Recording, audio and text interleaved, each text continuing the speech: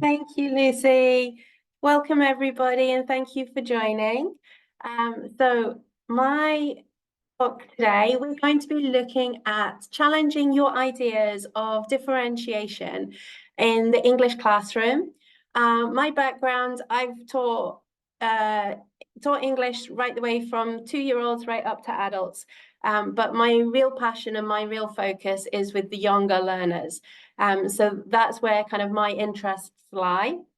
So today we're going to be looking at mainly materials and activities for pre-readers and early readers, but that doesn't mean that these activities can't be adapted and changed slightly and be used with older primary children, teenagers, and adults as well, if you can get them into a play-based theme of mind. So as it says in the blurb for our talk, no child is the same as another child. Every child is unique. Every child is completely different.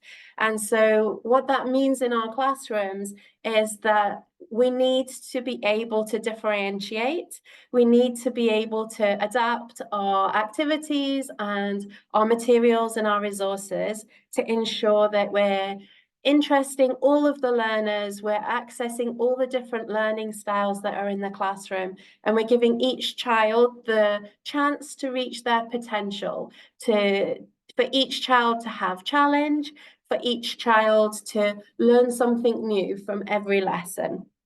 So what we're going to do is we're going to have a look through some different activities with you. So today, we'll start off and we'll look at what we mean by differentiation. And then we're going to talk about some different types of differentiation that we can use in the classroom. We're going to look at some coursebook materials and how we can differentiate these coursebook materials in different ways. And we'll finish the session looking at how we can incorporate play-based learning as a method of differentiation. And even in an English classroom, it is possible, but you just need to look at ways of doing it. So we're going to have a little talk about that at the end of today's session. So as Lucy said, I worked with Herbert Pugter and worked very closely with him for the Hooray Let's Play series. Some of the ideas and some of the information that comes from this presentation comes from Herbert's book about differentiation in ELT. So if you want to find more information about differentiation, you can always look at this book for some more information.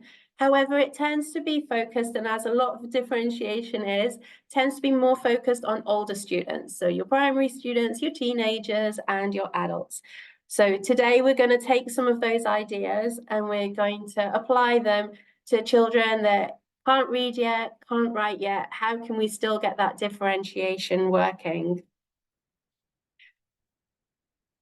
I'm sure a lot of you have been through many different teacher training webinars and had lots of different teacher training sessions. And so I'm sure you're aware of lots of the high impact teaching strategies that we encourage, especially in English lessons. So here we're talking about things like setting high-level goals, not setting low-level goals, but really kind of setting high goals that challenge our students.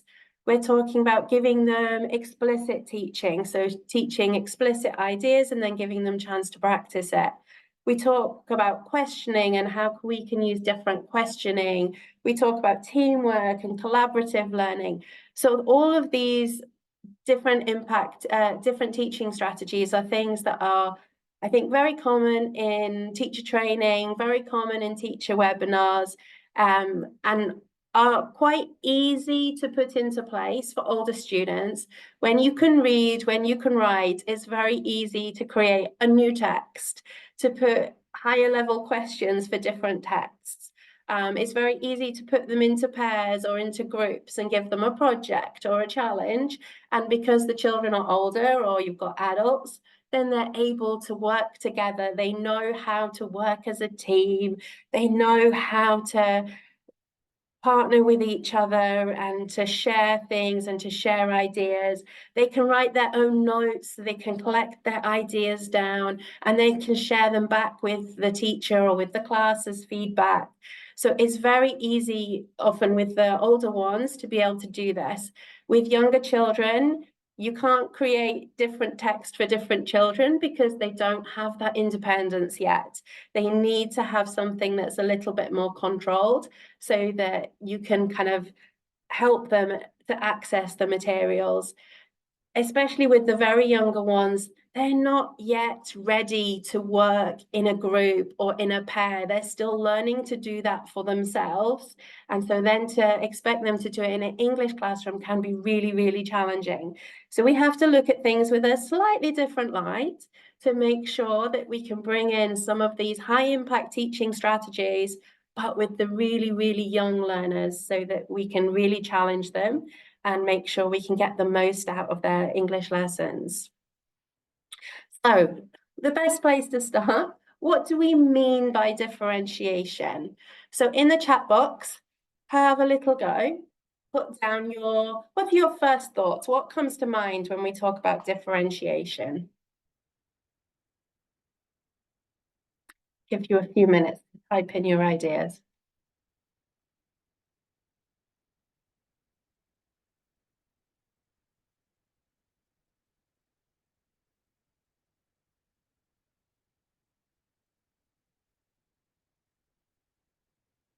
Okay, so we're talking about different types of intelligence.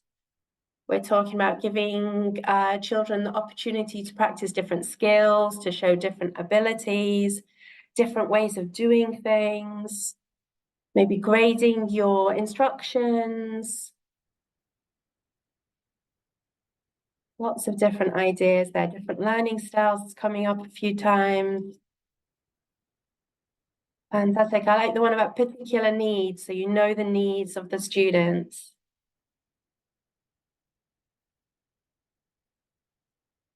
Planning for different skills, adapting to diversity, different needs.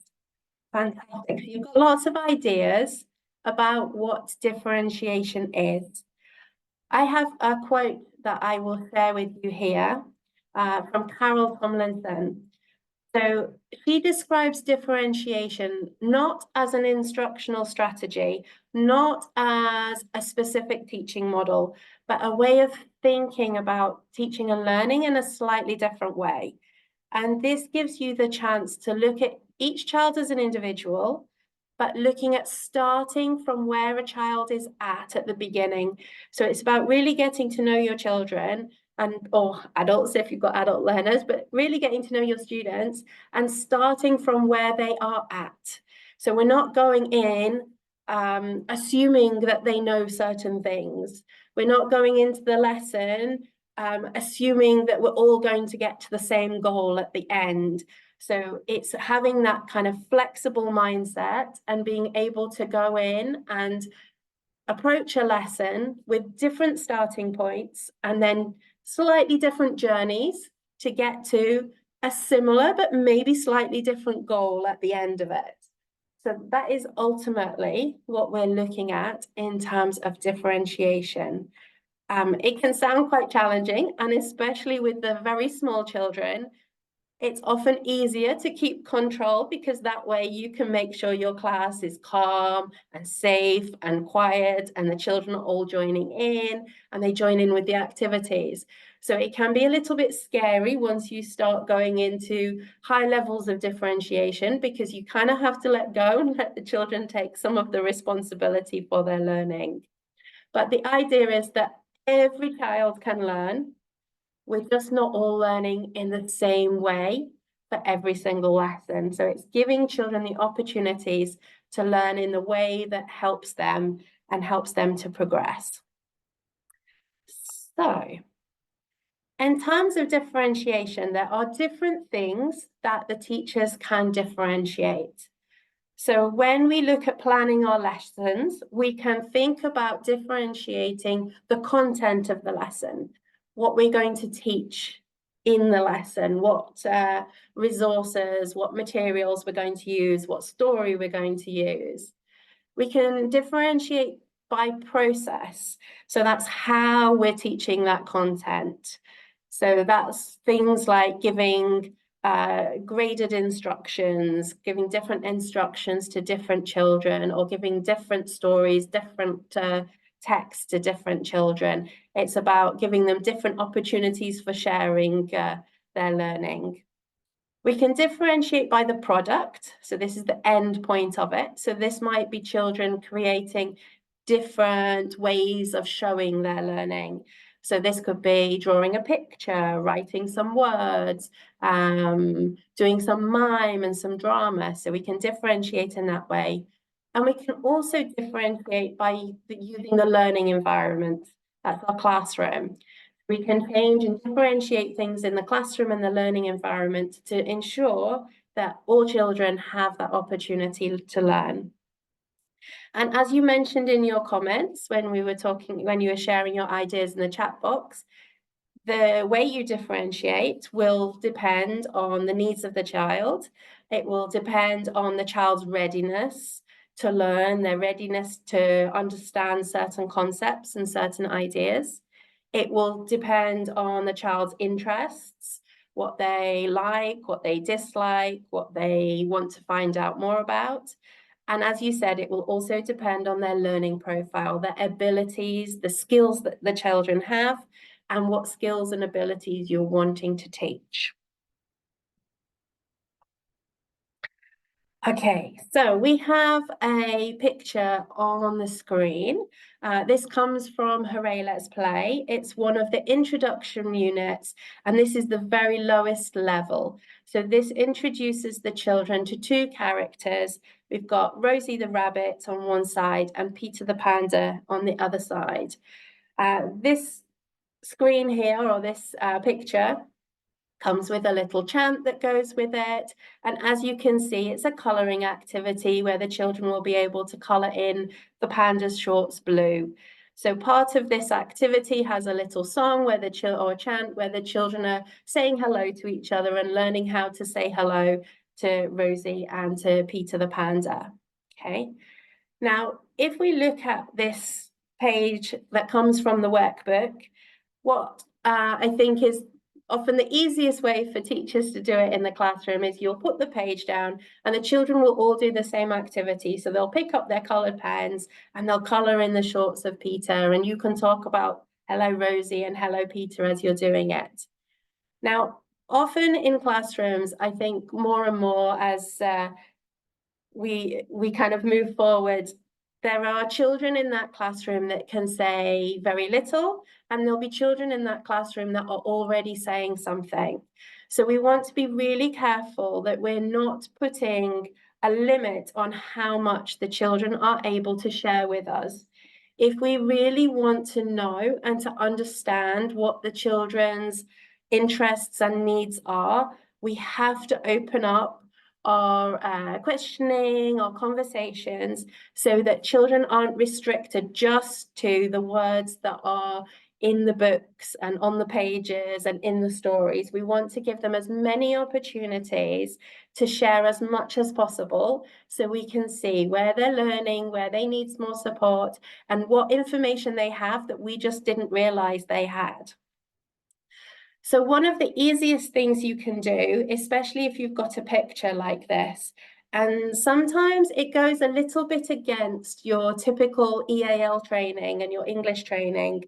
So normally when we talk about using questions and talking to the children, especially low-level English learners, we're saying keep it simple. Ask really simple questions. Ask questions where they can give short, simple answers, because this helps for understanding. It helps them to understand the question because of all the repetition. It helps them to practice the words that you've been teaching them, but it also puts a limit on what they can say. So sometimes challenging them and opening the question up and making it as wide as possible is the best way to challenge and differentiate for the children in the classroom. One question, and it's a super simple question that you can use with any picture, with any objects, realia that you bring into the classroom, is what do you see?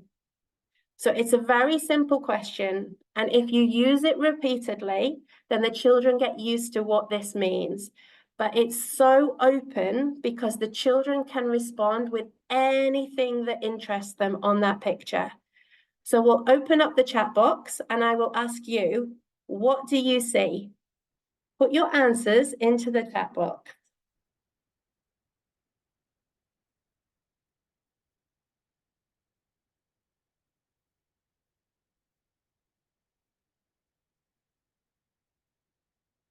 Fantastic. So we've already got some ideas coming through. We've got flowers. We can see colors. They're happy. There's animals.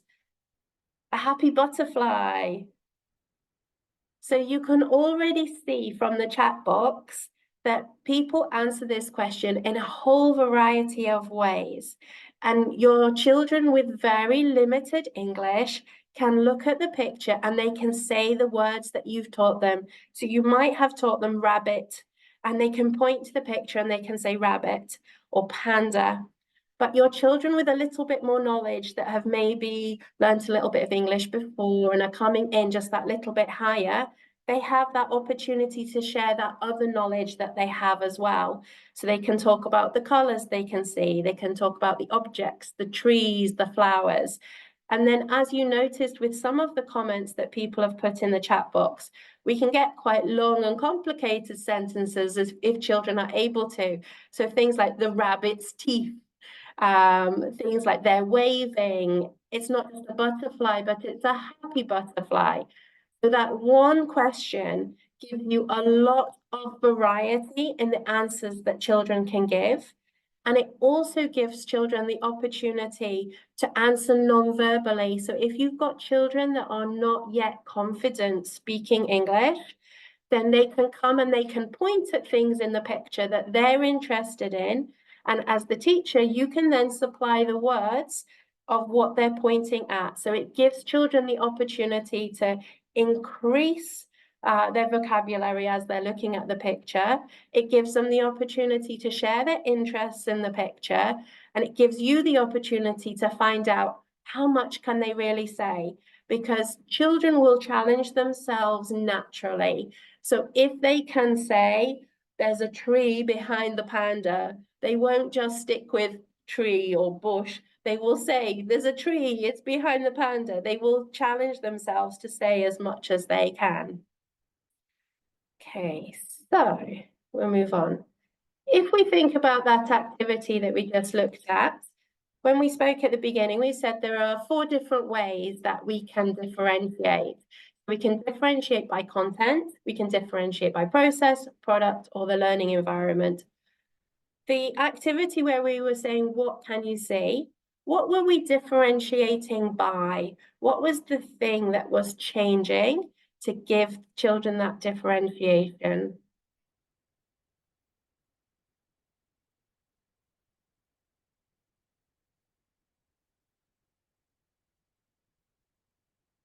Which of those 4 would you pick as the thing that's changing?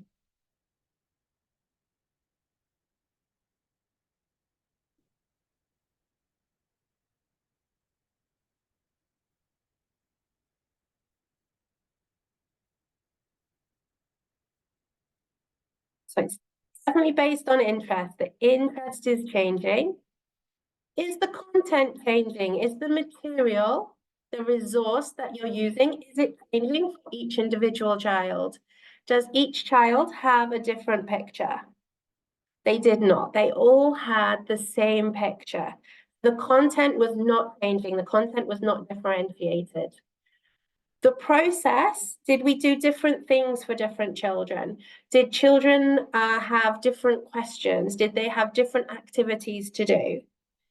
In this case, no, they were all answering the same question. So the process was the same for all the children. What can you see? We're all going through the same process. We're looking at the picture and we're talking about what we can see, and we're answering the same question. It was the product that was changing. The outcome was the children talking about the picture, and they were able to differentiate by talking about the different things that they were interested in. So it was the product that was the main item that was differentiated in this situation. Okay. We'll move on to a different activity. So this time we're going to look at action story. So in Hooray Let's Play, the children have different ways of practicing the same vocabulary. And one of these is an action story that uses TPR, total physical response. So it's a very short story with very simple phrases in it, or not quite sentences. Often they're kind of little instructions or little descriptions. And the children can have an action that goes with it, and they practice saying the phrases and doing the action as they're telling the story. And then the workbook provides the children with an activity where they get to order the pictures to match the action story that they have been practicing as a class. So this action story here, the pictures are in a slightly different order from the story because this is the workbook page and this is the page the children will see when you do the activity to order the pictures. But this story is take a green pencil, take a yellow pencil, take a pink pencil, color the picture, it's Connie. So you can see they repeat a very similar phrase and it gets them to say a little story, and you can do it many, many times. Now, if we want to differentiate this, because I think often we would practice the same story many times with the children, and we get them to say it and do the actions a lot. And children of this age love doing the actions, so they will repeat it many, many times without getting bored. However, if we're sticking with the same story repeatedly, then we won't get to see what the children know. We won't get to find out what other information the children have. We won't challenge them to try other vocabulary or other information.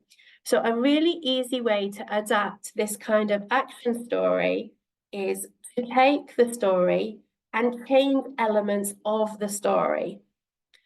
So in the easiest case, you could change the colors of the pencils. And it could be, especially if you've been acting out the story, that you're using real pencils, and so the children can choose different colors of the real pencils. It could be if you're using a paper version or a version on a screen, that you put post-it notes on it, or as I've done, you just stick a clip art on the top of it so we can change the colors. So we can really easily adapt the materials with different colors. So we can change the story. So instead of take the green pencil, we can take a brown pencil or a red pencil. And then where it gets really interesting for the children is once the children have a little bit of familiarity with the story, we can then give the children the option to choose their colors. So the children get to put in the colors. And it could be that they decide to put in a pen or a crayon or a paintbrush instead of a pencil. So then it's looking at your environment, your classroom around you. Have you got different coloring, mark-making tools available that the children could pick up and put into that story? Or if you're doing it on paper, have you got pictures of different mark-making tools so the children can choose what mark-making tool they want to use and they can put it into their story? And so then they can try telling their story in their own way. And it may be that they're using a purple pen and a purple pencil and a purple crayon, right? Maybe they're using an orange crayon and a purple pen, but they get the chance to change and to challenge themselves to use different words. And as they're choosing these different things, then you can then add in new vocabulary as they need it, because they might not know all the names or all the mark-making tools. What you can also do once they've changed the mark-making tools is you can also look at the product at the end of it. So in the original story, they made a picture of Connie, but in their story, are they going to make a picture of Connie? Are they going to make a picture of their mum? Are they going to make a picture of a rainbow? And so they can then adapt and they can change different parts of it. So it's a very easy way to give the children opportunities to create, similarly as you would with older students, adults, different texts. You can create, and the children can help to create different pictorial texts, pictures that they can tell the story with and to help to support them. Of course, definitely model the task before asking the students to do it. I'm not suggesting you go in and you let them pick their own thing straight away. You would do the story as it is to begin with, give them chance to practice it and really know the story a little bit. So maybe you do a couple of lessons with the original story, and then you say, okay, now I'm going to give you chance to make our own story. So it's giving you that chance to extend the resources that you have beyond what is just in the course book and giving children to come and be part of it as well. Yeah, so as Sarah's mentioned, we can do it in songs as well. And I think English teachers definitely do it very often with songs, changing different animals in songs or different sounds in songs, and adapting it in that way. So you can definitely do it with songs as well as pictures. And agreed, yeah, it needs to be a culture where mistakes are absolutely fine. So it's okay for children to make mistakes. And often it's good for teachers to model making mistakes and getting children to correct them, because then they can see that teachers make mistakes too. And it emphasizes that idea that it really is okay to make mistakes and there's no problem if we make mistakes. Okay, so we go back to our original 4 areas. What was differentiated this time? So again, we've got content, process, product, and learning environment. It might be more than one in this kind of situation, but what was being differentiated?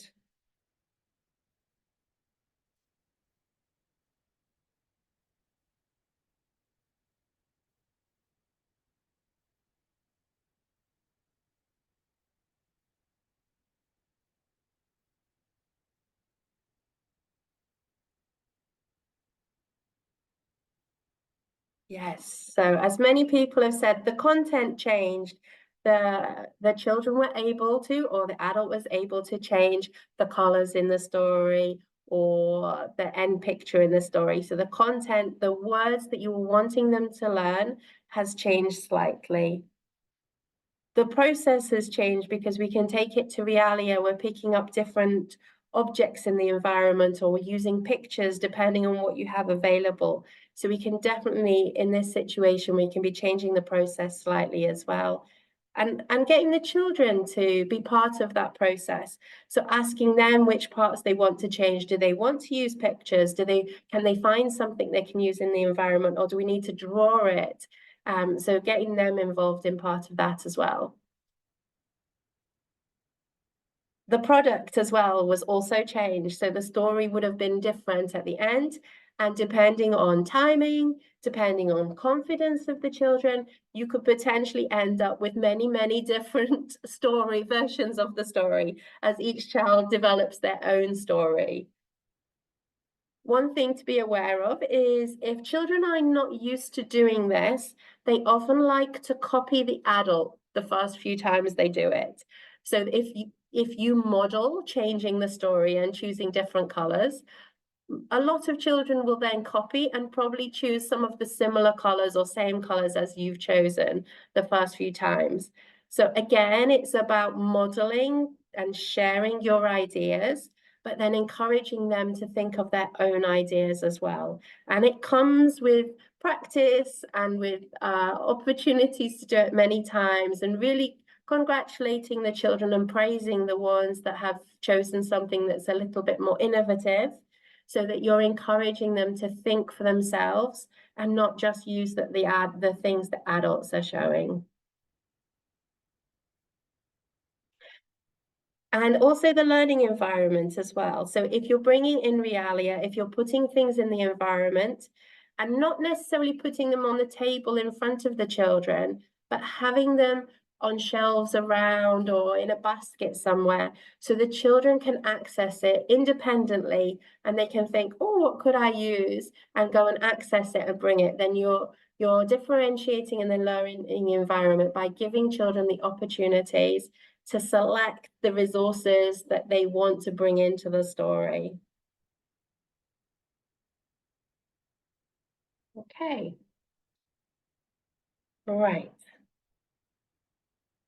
So we'll move on to something that's slightly more longer, or slightly more involved uh, content for a lesson. So one of the other activities in the Hooray Let's Play series is each unit has a short story that you can share with the children. So it comes with story cards, so you can tell the story, you can show them the story cards and tell the story using the story cards. There are short videos as well, so the children can watch like the cartoons of the stories. So there are many different ways for you to share the story within Hooray Let's Play. And once the children are familiar with the story and they've listened to the story quite a few times, and you've modeled, maybe you've acted out little bits of the story and you've done some drama for the story, then it's looking at other ways that we can use this story. So the story that I've taken here is a story from a unit about toys. So in this unit, the children were taught names of 6 different toys, and they learnt the names and how to describe them. They also learnt some of the sounds for those toys because as you can see, one of the toys is a car, so the car goes vroom, and there's also a plane and the plane goes whoosh. So that's been introduced to the children through songs, through the action story, through listening activities. And towards the end of the unit, the children hear the story and are able to interact with the story. There's also a little storybook that you can print out for the children so they can take the storybook home with them. And so they can practice retelling the story. Now, stories are great for children. Children love getting involved with stories, and especially if they have a repetitive element, they will join in as soon as they're confident enough, and they will help with those repetitive phrases and those repetitive words. One thing that I've used quite a lot in my kind of teaching when I've been in the classroom, especially for children who are pre-readers, but we also use it all the way up into primary, is using a story map. But the way I'm going to show you of using a story map is perhaps a little bit different to the traditional way that story maps are used. So often when we talk about a story map, we're talking about having the story as a journey. So you put the first thing that happened in the story, then the second thing that happened in the story. And it may be that it follows in a line, or it may be that it goes on a path. So for example, if you had a story like Little Red Riding Hood, then you would have the different places that she goes to, ending in the woodcutter's cottage. And so you can follow the journey of Little Red Riding Hood. And so that's why we'd call it a story map, because it's like a map for the story. The children can follow the map and they can follow the route of Little Red Riding Hood.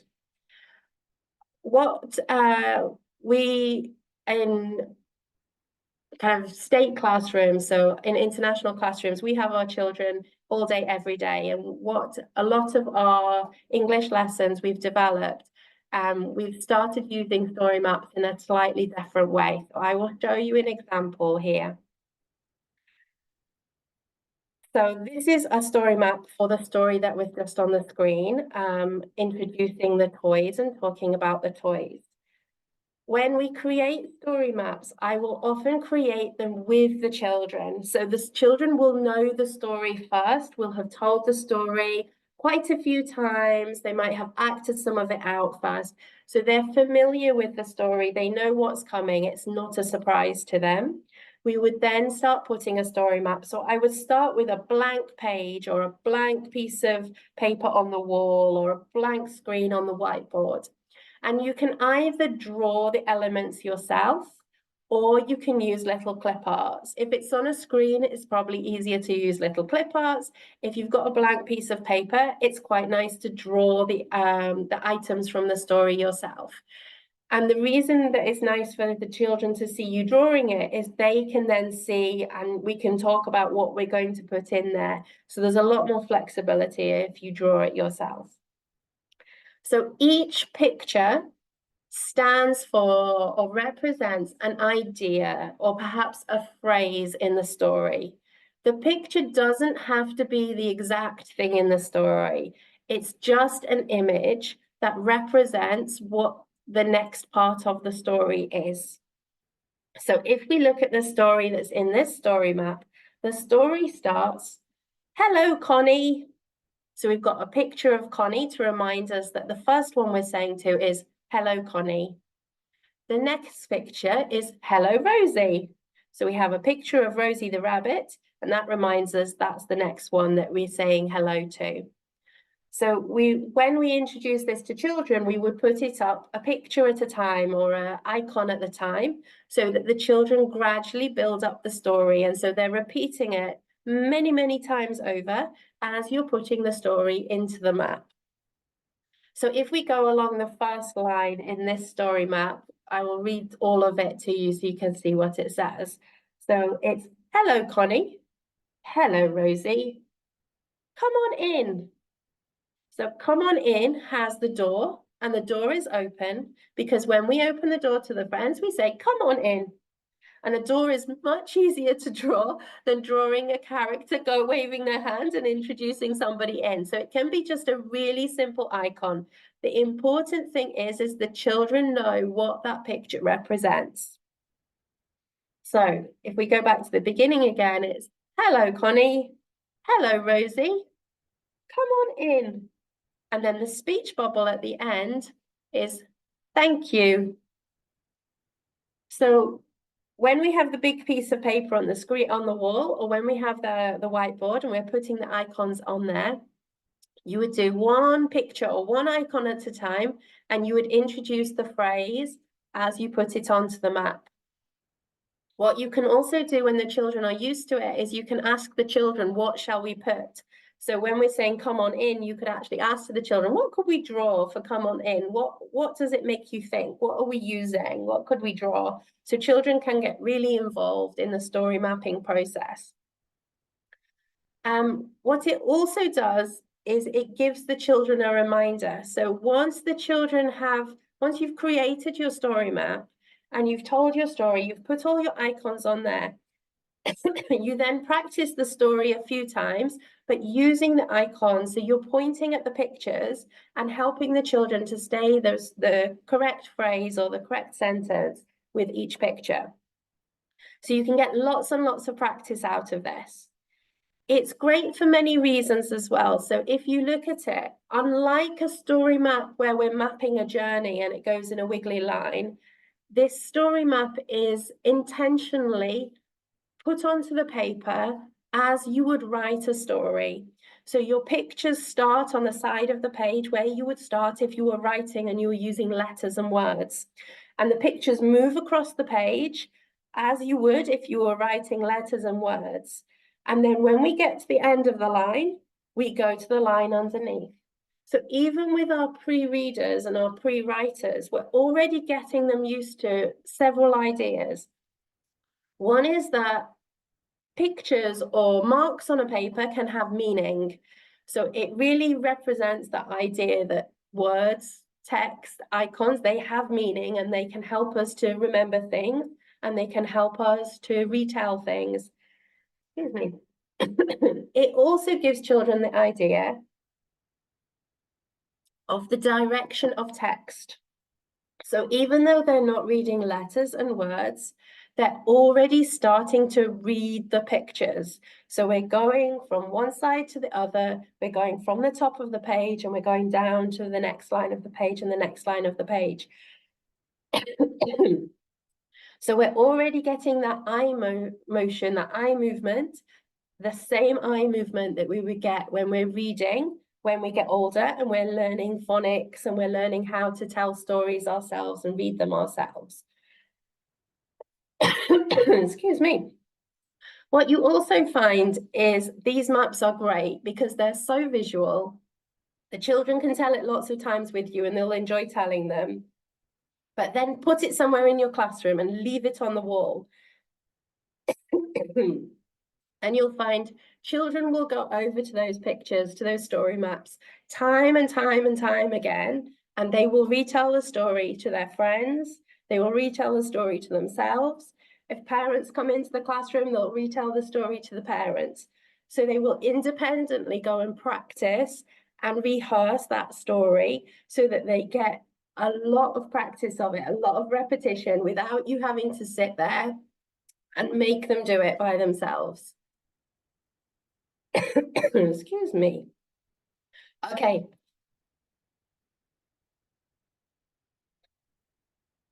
The next step after that, once you've created your story map, if we really want to challenge the children and we really want to bring in this idea of differentiation, then we want the children to start to innovate the story, to start to think about adaptations and changes they can make to the story. And this is where post-it notes are a fantastic tool. So especially if when you're creating your story map, if you're thinking ahead and you're planning your head, keep your icons to a size that you can cover them over and you can hide them with a post-it note. Because then what you can do is you can choose to change little parts of the story by covering them over.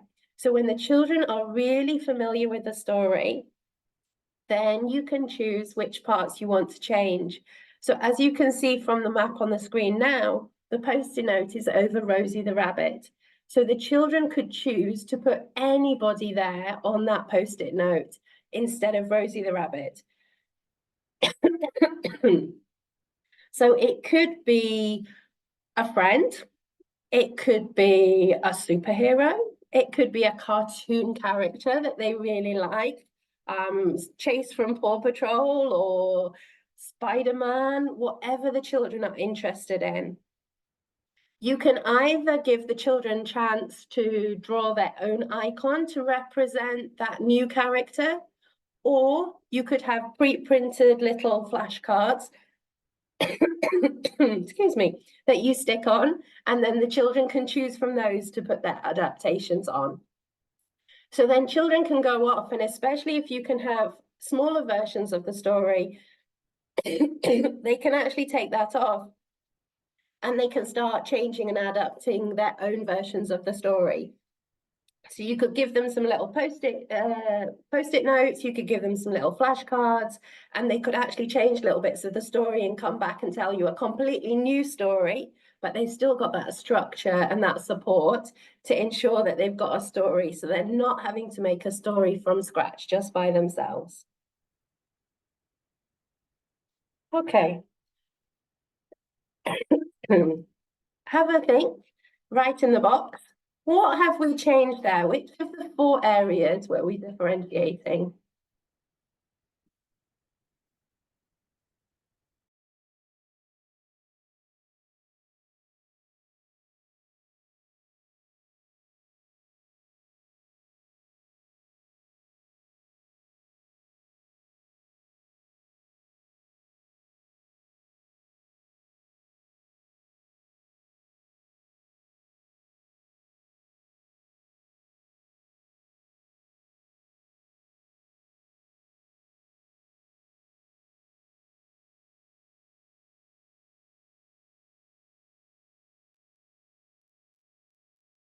So hopefully what you've noticed is as the activities in the book have got slightly longer, a little bit more complicated, it gives you a lot more opportunities to differentiate, but we can still keep it really simple. We can still structure it so the children are supported. We're not letting them loose and we're not letting them go crazy with it. They're still supported, but there's lots of opportunities for children to play and to experience different things, to challenge themselves and to experiment with their ideas. So as most of you are noting in the chat box, we were changing and differentiating so many things there. We can differentiate the content, especially if you're using the post-it notes and the flashcards. the process, how they're telling it. We're definitely differentiating the product because the children creating all kinds of different end stories from it. So lots of different ways that we can differentiate it.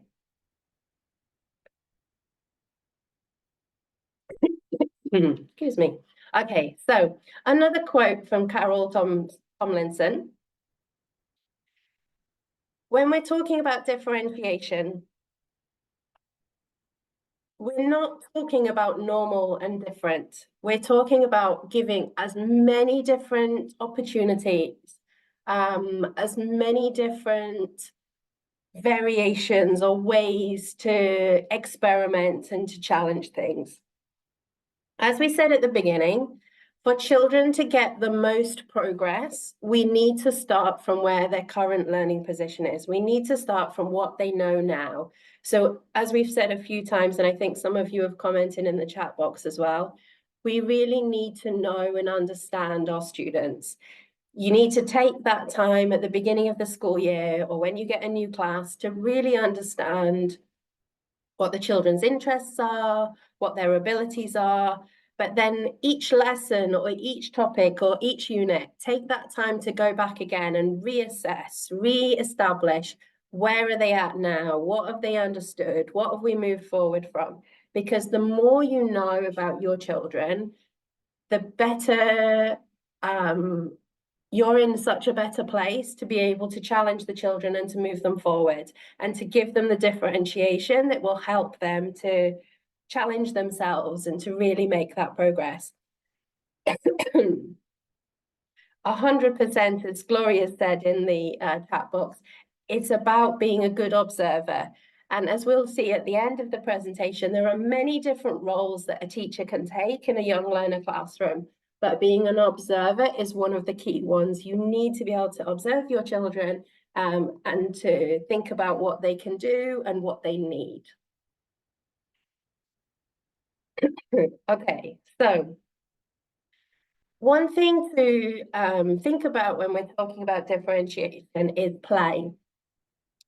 So especially with our youngest children, but sometimes even with primary, because primary children still need to play and they still like to play.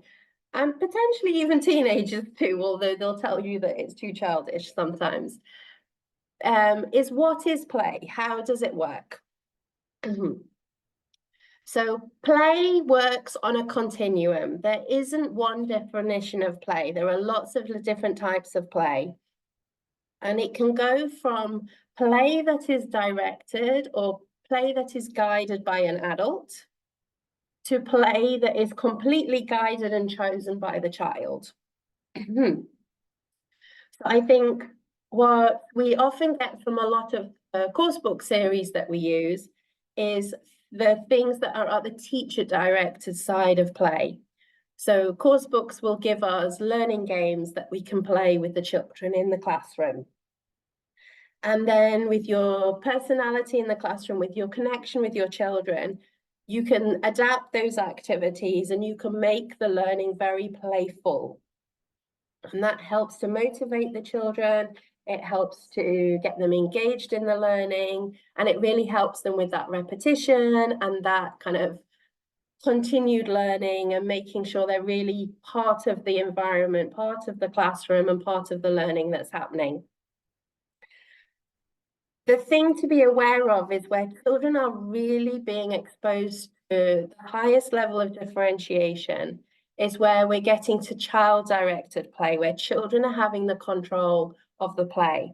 So looking at kind of collaborative play in the middle, where sometimes children are leading it, sometimes the adult is leading it, is moving towards that.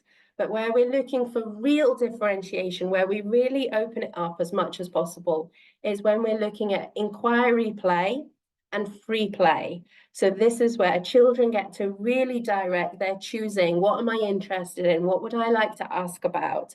And they're creating their own ideas. And the teacher is then there as a facilitator to support that. Now, when you teach in an EAL classroom, as I have done in the past, I know that can be quite challenging to have that free play. because you have a limited time with your children. Maybe you only have 1 or 2 lessons a week. Maybe you only have 30 minutes with them, 45 minutes with them. Often as a class teacher, especially in an international school, we have a lot more time. So there's a lot more opportunities to have that free play and that inquiry play. So while it's challenging, I think it's also worthwhile, even if you only have the children for half an hour, once or twice a week, even if you have a limited time, looking for opportunities so we can balance between children having that learning games and playful learning with the teacher. But then once they've got the confidence and they know the vocabulary, looking at your learning environment to then give them opportunities for more freer play, more inquiry-based play with the same activity, the same resources, the same things, the same realia in the classroom, but just giving them those opportunities to explore in their own way. Because the more you can let children explore and share their own ideas, the better you can understand your children, the better you can understand their needs, their interests, but also their progress.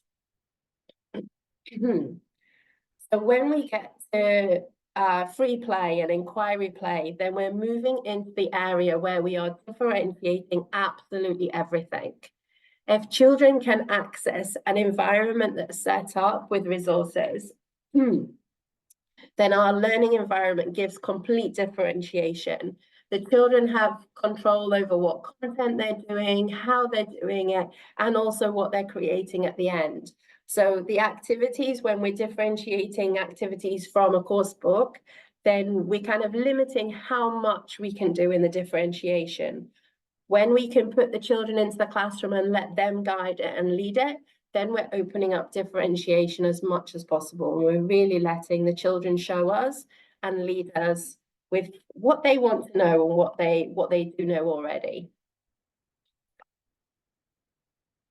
In order to be able to get the best or the most out of play-based and inquiry learning, as we've mentioned many times, really important that you're thinking about that differentiation.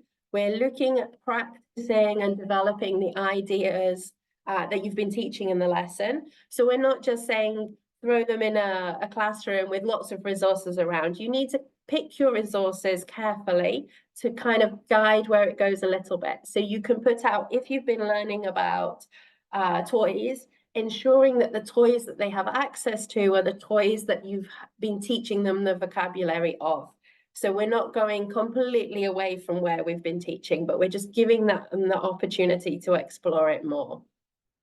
It gives you the opportunity to have really high expectations then, because each child can take it to where they want to be. Okay.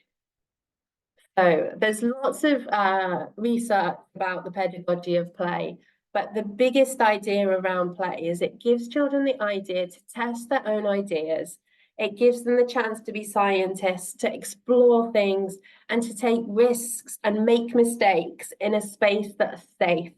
And that's the really important thing about play, is that risk taking and that chance to make errors, make mistakes, but know that it's in a safe environment because it's play. It's not real world. So we can create new things, we can challenge ideas, we can push boundaries a little bit, but we know it's within play. So it's all a safe place to do it. The other reason why play is so important, especially in early years, is that it helps to develop so many other skills rather than just the English language. When children are very, very young, it is really important that we're not just developing their language skills, but we're also practicing their physical development, their gross motor skills, their fine motor skills. We're practicing their cognitive development. We're getting them to think in different ways. We're challenging them to wonder, what happens if I do this? It gives opportunities for social and emotional development. They can play with each other. We're teaching them how to be collaborative, how to take turns, how to wait for each other. And then as well as that, you have the language that's going on. As Jose's mentioned, play can be unpredictable, 100%. And that is the challenge of it. You are letting the children lead. You never know where they're going to take you. And you really never know where they're going to take you. Sometimes it can be in directions you would never even have thought of. However, because they're leading it, it means that you can see more clearly what their thinking is. When a teacher is guiding the play, the children are really restricted to follow what the teacher is leading them with.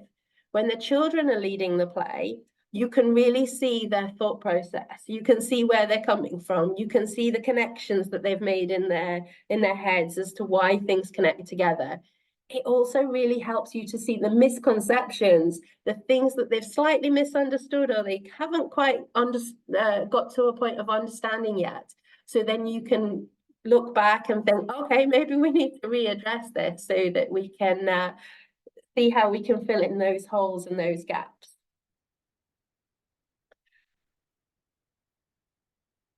My challenge to all of you would be not necessarily to move all of your lessons to play-based learning, because it has to be a balance. And even if you see the children all day, every day, you can't learn everything from play-based learning, because children, especially when they're young, their experiences are limited. They've only had a small number of years of their life. So there are many things that they won't introduce into their play because they just don't know about them yet. So it's that balance between adults leading and guiding and introducing new ideas and new concepts that the children don't know, but then children also having the chance to explore and play and find out things for themselves. So if you don't use play-based learning in your classroom, my challenge to you would be to take it a step at a time. Don't jump into all of it straight away. Take it a step at a time. Start with familiar routines. So really get to know your class. Keep your structured routines. Keep your typical classroom as you've been doing to start off with, especially if it's a new class. But then start adding small elements, a step at a time, a step at a time. And so you gradually build up that opportunity to play-based learning. Because what you don't want to do is make it too broad and too big too quickly, because then you have the risk then of losing some of the children's attention, but also especially where our focus is the language. If you're not setting up those clear expectations and you're not taking it a step at a time, especially if all the children in the classroom speak a similar language or the same language, you run the risk of the children going to their native language and speaking in their mother tongue rather than the language you're trying to teach them. So it's about setting those clear expectations. But be brave and give it a go, because amazing things happen when you let children lead some of the way.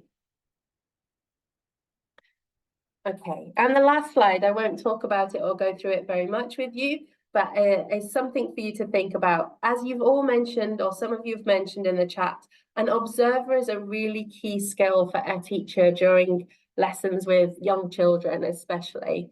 But there are other parts as well. So there are many different roles that you play as a teacher. It's not just one role. You have to wear many different hats in the young learner classroom. And it's about thinking for yourself, which roles do you feel comfortable with? Which roles do you not feel so comfortable with? And then challenging yourself to develop those roles that are perhaps a little bit less comfortable. So challenging yourself to kind of push yourself out of your comfort zone as well. And I think most importantly is, if you're going to encourage the children to play in the classroom, then get in there and play with them, because the most productive play is when the adult is playing with the child. Let them lead, but play with them, and you will get a huge amount out of it. Okay. Thank you very much for attending this webinar. Hopefully you've got some new ideas, some things that have made you think, something you can take away to your classroom and try. If you have any questions, you're more than welcome to ask them. I hope I've not run over too much, because I know Lucy would like to say a few things at the end. But thank you very much for joining, and it was a pleasure. Thank you, Megan. As you can see in the chat box, absolutely flooded with comments of people saying, great session, fantastic, really, really interesting ideas. I think a lot of the teachers today are coming away with lots and lots of food for thought. So thank you so much. You're welcome. To everybody, because it's the typical question at the end of a session, we will share tomorrow. All of the participants will have a follow-up email with a link to their certificate, with a link to where you can find the recording, and with a link to those of you that are interested in finding out more, a little bit more about the materials that Megan was touching on about the series. Hooray, you can find out lots of information on our website. I'm actually going to very quickly share my screen with you just so you can see, and I'll share the link in the chat box as well. On our Helping English website, you can find all of the materials, all the different series we offer. And if I do a quick click on Marbles, which is the series we were looking at today, you can see that we have some of the materials available for you to take a look at. We've got a brochure, we've got information about each series, an overview of all the different components. And the other thing I wanted to share just people, because I love your idea about all of the play and everything that people can do. So something that you touched on, Megan, actually in your talk, are the great resources that come with this series. And I just wanted to give some of the teachers that are still with us today just a quick overview that for every unit, we provide worksheets, and lots of those worksheets. For example, here we've got like character cutouts, character masks. So when you were doing that great storyboarding, we have flashcards. We've got loads and loads of materials already ready made for teachers. So there's lots of ways that you can really exploit all of the materials that come with the series. And that's true for our primary series, preschool series, and all sorts of series. So if any of you are interested in a further presentation, wanting to find out more, on our website, we also have a link that says find your local distributor, because amazing amount of people join us today from every corner of the world. Corners. Exactly. So in the follow-up email, we'll include that as well, where you can find your local distributor. So really, and yes, absolutely, to everybody joining us from Mexico, Feliz Dia de Docente, happy Teachers Day. Lovely, lovely that you've taken the time today to join us on your Teachers Day, and hope you're having a lovely day. And Megan, thank you so much. Maybe you could just share the last slide, which links to our social media, if you can, but if you've closed down the presentation, no problem. No, it's still open. I can share it. Oh, it's lovely messages. Chat box. Thank you, everybody. So yes, feel free, if you've got your telephone with you, or you just want to take a quick screen grab, there's the link to our the Helping English website. But we also, of course, have a YouTube channel, Instagram channel, Facebook channel. So everybody, if you're interested in finding out more about events coming up, we'll have a new season of webinars starting again in September, and we'll be sharing all the information on there. We have a free newsletter, a readers blog, so if you're interested in finding about information about using readers, lots of information on there. And all that remains for me to say is just a huge thank you. Thank you, Megan. I really appreciate you joining us at the time of night that it is for you. And thank you to all of the wonderful teachers that have joined us in this series of webinars. Many thanks, and have a wonderful rest of the day. Thank you. Bye-bye. Thank you. Bye.